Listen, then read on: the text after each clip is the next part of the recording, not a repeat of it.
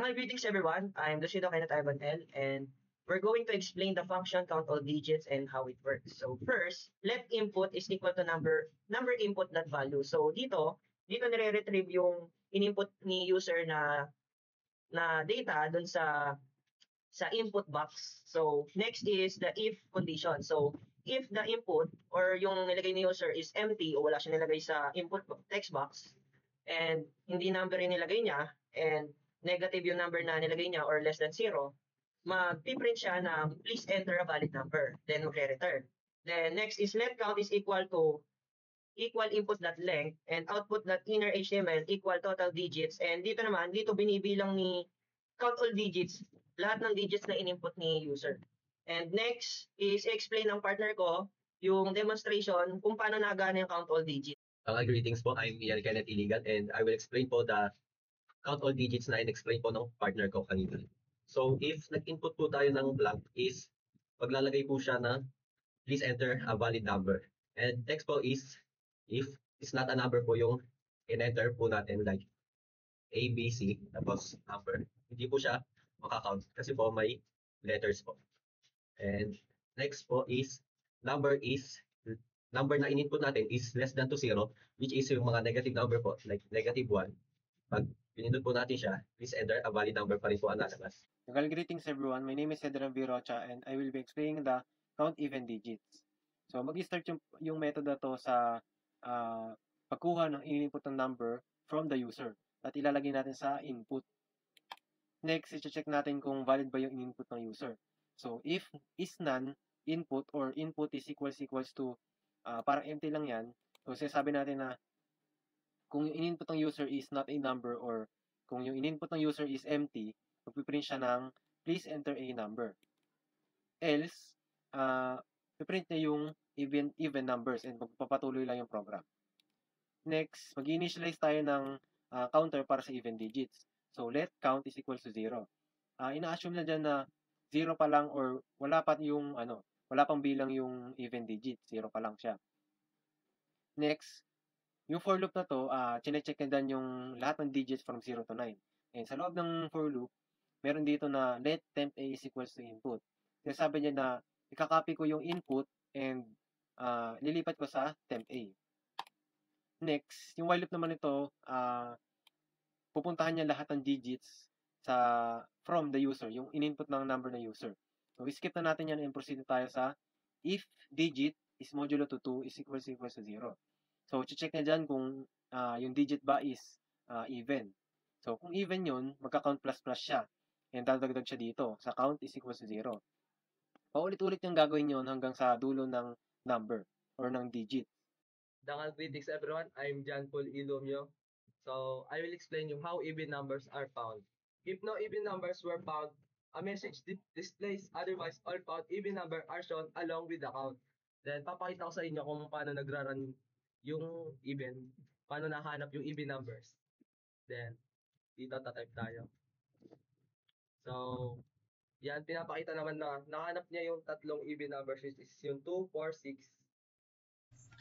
Greetings everyone, my name is Damon Murada. I'm done explaining count at digits. This function takes a user input number, extract its odd digits, and display them on a web page. This function starts retrieving values enter input field using input store the user number and display is empty string that hold the output message. Then next, the function checks if the input is valid number using if the input is not a number or empty, it shows error message please enter a number this. And the message display using output inner HTML and execution stop with return. And if the input is valid, the program continues. Now, the functions prefer find all digits by adding heading display, then initialize a counter. Next, it run loops from 0 to 9, process each digit at this stage. The function is set up the check of odd number. Alt that the full logic is now show loops through the input number, extract each digit, checks if odd, and if the odd adds into display output, this ensures that all digits from input are collected and displayed. Once the loop finishes, the function updates a web page in the list of odd number found the input, and that's it. Thank you. Damal greetings. I am Jamrid Medu and I'm going to continue how this function or this count add digits work. No? So let's continue here in the for loop. Itong for loop na to is, ito yung nag-check if yung digit from 0 to 9 is nag-exist dun sa number na in-input ng user. Let's say input natin is 3, 321 o 321. Yan, 321. So, pag nag-input ng user is 321, no, mapapansin siya o ma-update dito sa temp, which is itong temp A na, dito na malalagay yung 321 na value na in-input ng user. So, let's say, ito na, kung tayo sa while loop. So, 0 o 0 is less than or equal to 9, which is true. So, punta tayo dito sa while loop. So, 321 is greater than 0, which is true kasi mataas yung 321, right? Mas malaki. Then, pasok tayo dito sa if condition dahil nag-true to. So, 321 is modulus of 10. Meaning na ito guys is kukunin natin yung remainder nito. So, paano natin sa makukuha? So, gagamit tayo ng calculator. So, ang input natin is, yung temp A natin is 321 divided by 10. So, ang ating remainder is 1. So, ang mangyayari dito is 1 ba is equal sa digit. Yung digit natin is 0 pa lang, diba? Yung sa pinol-loop natin ganun is 1 is equal to 0 is false. So, ibig sabihin, i-ignore nyo muna to. O kumbaga, i-skip nyo muna to, then babalik ulit sa for loop. So, magiging 1 na yung value ng digit, no? So, 1 is less than or equal to 9, true ulit. Then, 321 is greater than 0, then true ulit. Then, 321 modulus, kung yung remainder is 1, di ba? So, yung digit natin ngayon is magiging 1 na. So, 1 is equal to 1, true. Papasok na sa ngayon dito sa if condition na to. If yung 1 is modulus of 2, so alamin ulit natin sa calculator natin.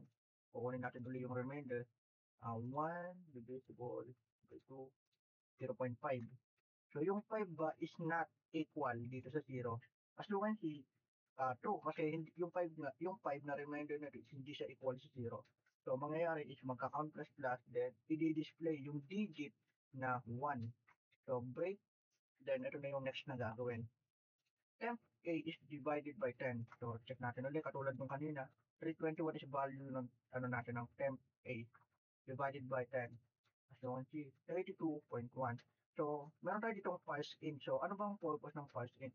Ang purpose ng parse in is kukunin lang natin yung whole number, then yung last na, yung remainder na kinuha natin is matatanggal. Basically, then yung 32 na whole number na yun na yung mag-a-update and magiging value na natin dito sa ating temp A. So, yun yung nangyari. So, nakuha na natin yung 1 as an odd digit number. Greetings. I am Angelbert Malinyawe, and I will be explaining the one of the code, which is the function for finding the most occurring digit. So first, we retrieve the number input at value that the user will enter as a string, and then that number equals to a string, and then input. So it will convert the string as a integer. After that, we use an if statement for checking if the user will enter a character, string, or equal to 0. So it will display, please enter the valid number. Then after that, we initialize variables max digit equals to 1, max count equal to 0, and then temp number equals to number. So for these variables, it will store most occurring digit or max digit. And then for max count, it will store how many digit it appears. And then for the temp number and for loop to check each digit and count how many it appears. And then this check number equals temp number. Check of this just for checking and copy the number. Greetings everyone, my name is Eren Timokada and I will continue explaining the most occurring digit. So while check number is greater than 0, check number will extract the last digit using modulus 10.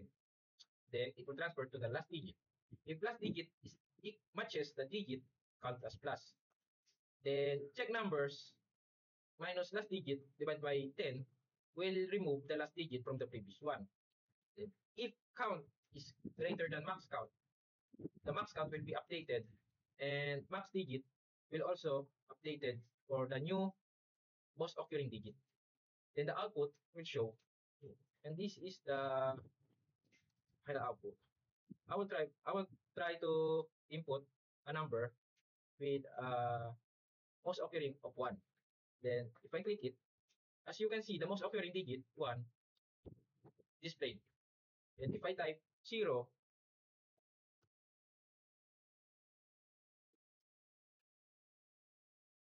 it will also show the 0 is a digit. So that's all. So greetings everyone, I'm James Andrew Jerusalem and I will be the one explaining this part of code. This part of code is function find digit. So bali, ganito po siya gumagana. Meron po tayong input is equals to number input at value. String po yan. Mag-enter ko po ng string tapos sunod po niya ay number is equals to parse int input. I-convert niyo po yung string na enter mo into integer and then display. If input that length is equals to 0 or is not a number, i-display niya po, please enter a valid number kasi po hindi po valid yung enter niyo. Kunyari po letter, submit, find digit. Ayun po, please enter a valid number kasi po hindi po integer yung enter niyo. Kailangan po. Ayan. Next po is find digit from enter digit to find. Ayun po yung pagka click niyo na po yung find digit button. Ayun po, ito pong prompt na to. This page says enter digit to find. Tapos, find digit that length is not equals to 1 or is not a number, i-enter niyo po, ay i-display niyo po, please enter a single valid digit. Kasi po, pag ipa-find a digit niyo po, kailangan po, isang number lang para mo 1. And the digit has been found. Pagka dalawa pong integer ginawa niyo kahit nandyan, kunyari 1, 2, please enter a single valid digit kasi po, isang digit lang po yung hinihingi. And next is, and po, else digit found false. Ayun po yung lahat ng nagagawa niyo. And the next presenter po for the next part of code is Mr. Ryan Reclevete. So after po the user input or user validation, we will now proceed to how the find digit work.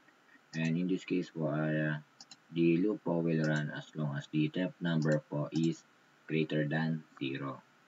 So how does the find digit work po?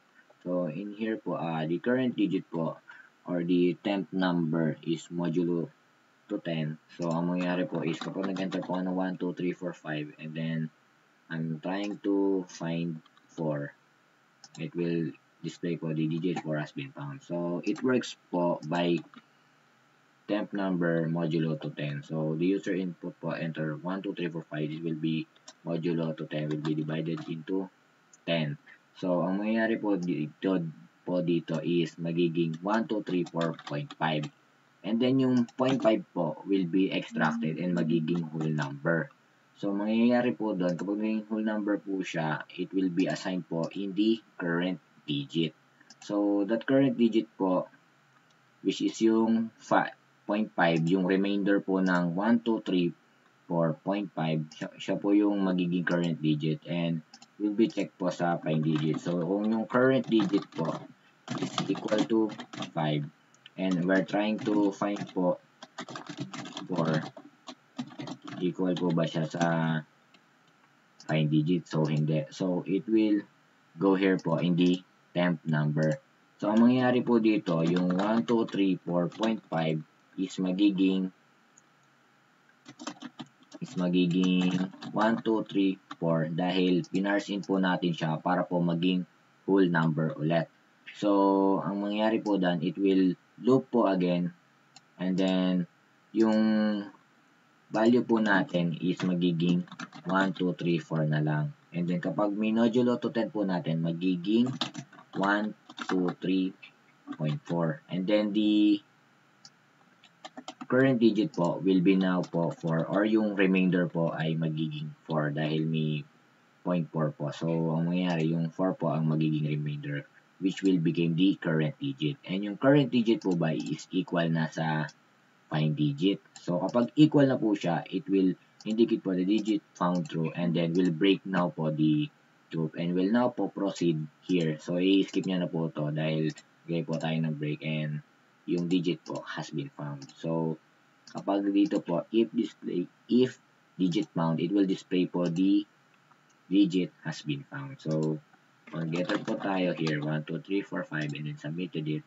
And then, tinry natin i-find yung 4, and digits 4 has been found. So, pag 1, So, it will just loop po all over until the remainder po is equal po dun sa find digit.